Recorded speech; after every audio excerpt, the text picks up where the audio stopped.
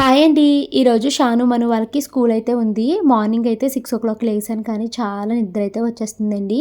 ఇంకా లేసి బ్రష్ చేసుకుని, జడ అయితే వేసేసుకుని, ఇంకా వంటగదిలోకి వచ్చి వ్లాగ్ షూటింగ్ అయితే స్టార్ట్ చేశాను. నేను ఈరోజు ఇంగ్లీషు ప్లస్ తెలుగు వ్లాగ్స్ 2 అయితే షూట్ చేస్తున్నాననమాట.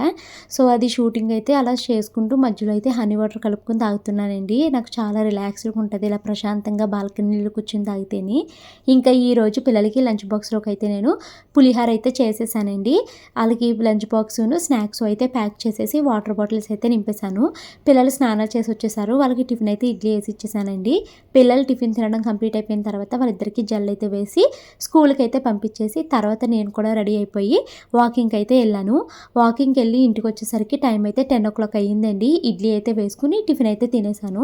ఆఫ్టర్నూన్ పిల్లలిద్దరికీ అబాకస్ క్లాస్ అయితే జరుగుతుంది.